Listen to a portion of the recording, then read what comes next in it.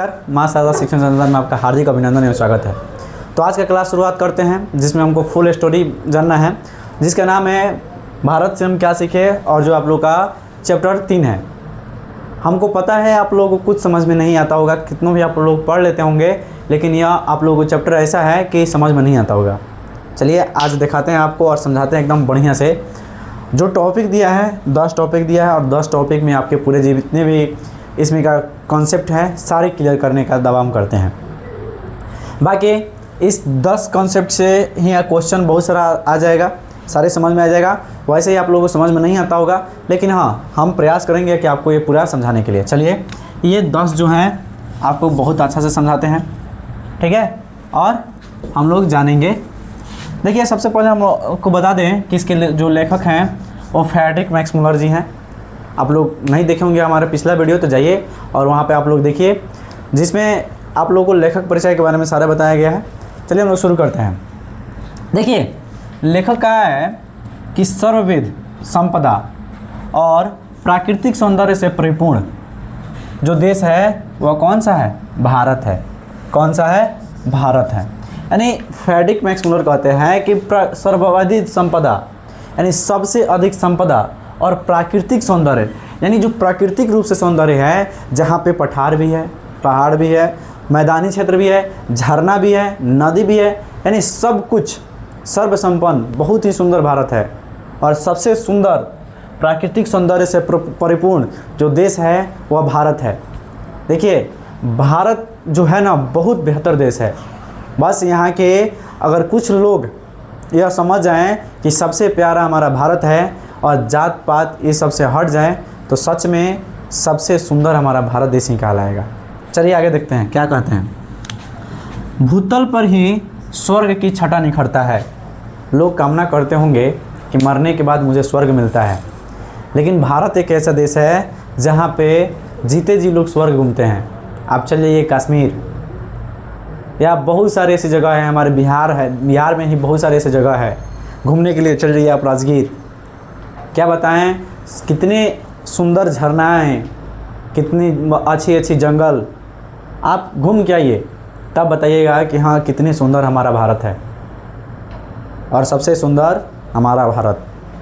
तो वहीं भूतल पर ही यानी ज़मीन पर ही यह स्वर्ग का छटा निखरता है, यानी यहीं पे स्वर्ग का जो स्वर्ग है उसका छटा निखरता है, यानी उसके जैसा हमारा भारत दिखता है।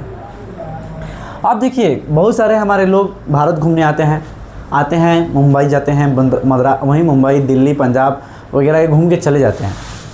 लेकिन सच्चे भारत के दर्शन अगर कहीं देखा जाए तो हमारा क्या होता है? गाँव में होता है।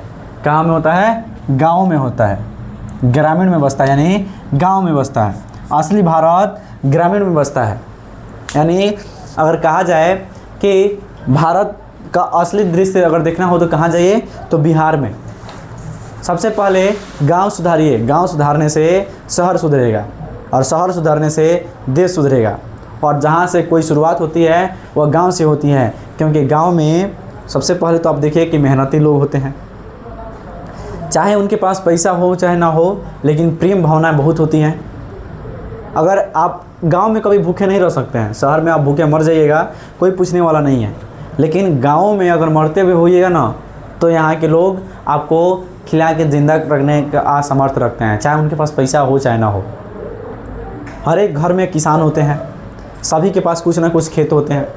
तो अगर भारत की दर्शन करना है, अगर सच्चे भारत की दर्शन करना है तो आप कहाँ पे आइए? गाँव में आइए।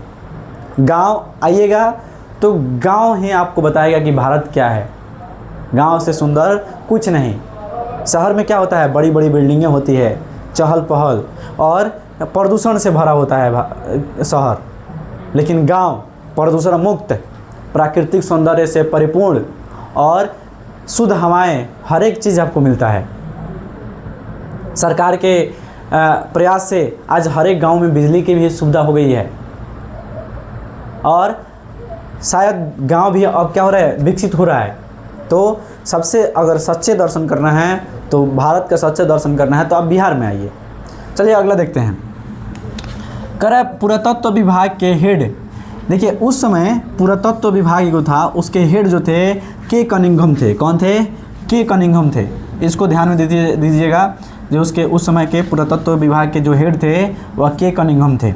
देखिए भारत का गवर्नर जनरल, आप कहिएगा भारत के गवर्नर जनरल, उस समय तो जब ये भाषण हुआ था उस समय तो भारत गुलाम था। तो देखिए उस समय भी क्या होता था कि हमारे देश को अंग्रेज चलाते थे। तो उस समय जो वारेन हेस्टिंग्स थे उन्हीं को क्या हुआ था, तो वही हमारे देश के गवर्नर जनरल थे और उन्हीं को 172 दारिश नामक सोने का सिक्का मिला था। देखिए 172 को नहीं, नामक यानी नाम के 172 नाम वाले दारिश सोने के सिक्के का घड़ा मिला था। और वह कहाँ मिला था, तो ये भी ध्यान दीजिएगा, वह मिला था बनारस में। कहाँ, बनारस में, इसको ध्यान दीजिएगा। चलिए कर है भारत ब्राह्मण या वैदिक धर्म के भूमि है। देखिए भारत, हम कितने स्टेटमेंट सुने हैं, लोग कहता है कि सारे देवता भारत में नहीं हुए हैं, दूसरे देश में नहीं हुए हैं। हाँ ये सत्य है। और हम जहाँ से आपको पढ़ा रहे हैं यह पश्चिमी चंपारण और माँ सीता का यहाँ पे दोबारा वनवास आना, यानी कहने का अर्थ है वाल्मीकि आश्रम आना, और यहीं पे लव कुश का जन्म हुआ और यहीं से ये पश्चिमी चंपारण है और यहीं पे माँ सीता अपने दोनों बच्चों का लालन पोषण की। और इसके बाद फिर अयोध्या गई तो वह क्या हुई, फिर मिट्टी में अपने माँ के गोद में चली गई। तो वहीं जो अगर देखा जाए तो जो भारत है वह ब्राह्मण या वैदिक धर्म की भूमि है। देखिए बिहार BIHAR, हम लोग पहले पढ़ते थे तो कहते हैं कि पांचों नाम बिहार से भारत का नाम है।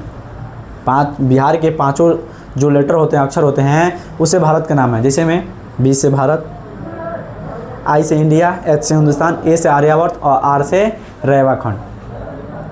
और उसी बिहार में जिसको कहा जाता है कि यहाँ से ही सत्याग्रह की शुरुआत हुई थी।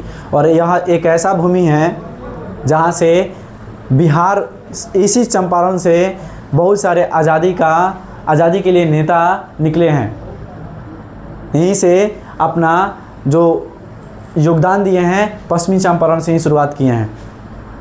और ये बिहार सबसे सुंदर बिहार, हमारा बिहार सबसे सुंदर बिहार। अब ऐसा क्यों कह रहे हैं, क्योंकि बिहार एक ऐसा राज्य है, इसको तो बहुत गरीब, इसको कहीं के लोग देखना नहीं पसंद करते हैं, लेकिन बिहार अपने आप में एक बहुत सुंदर राज्य है।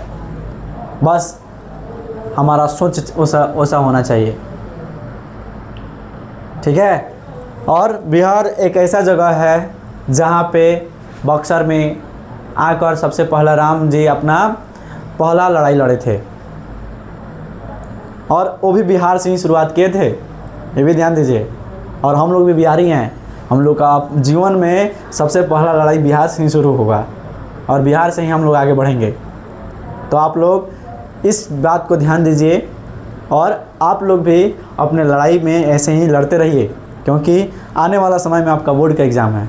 चलिए आगे बढ़ते हैं। करा प्राचीन भाषा। अब देखिए जो प्राचीन भाषा है वह संस्कृत है और यह सबसे पुराना है, सबसे पुराना, बहुत ही पुराना ये भाषा है। लगभग 3000 वर्ष से अधिक पुराना यह हमारा भाषा है और इसी से बहुत सारे भाषाएं निर्मित हुई है, यानी उसे बना है। यहाँ पे कहा जाता है कि धर्म के आधार पर, देवता के आधार पर, भाषा, विज्ञान, रीति रिवाज, ये सब में भारत क्या है, अग्रणी साबित होता है। सबसे सुंदर हमारा भारत, और सबसे सब में क्या है, अग्रणी होता है। देखिए इंग्लैंड से भारत आए थे, उस समय एक सर विलियम जोन्स थे, वह इंग्लैंड से क्या आए थे, भारत आए थे। तो थोड़ा सा इम्पोर्टेंट था, इसलिए हम आपको मेंशन कर दिए हैं। अगर इसमें जितने भी क्वेश्चन होंगे आप लोग इसके आधार पे प्रयास कीजिएगा कि बनाने के लिए, क्योंकि 10 ही टॉपिक था, लेकिन 10 टॉपिक आप लोगों के लिए बहुत ही इम्पोर्टेंट था। जिसमें इसमें क्वेश्चन आप लोगों को पूछता है कि समस्त भूमंड में सर्वविध संपदा और प्राकृतिक सौंदर्य से परिपूर्ण देश भारत है, लेखक ने ऐसा क्यों कहा।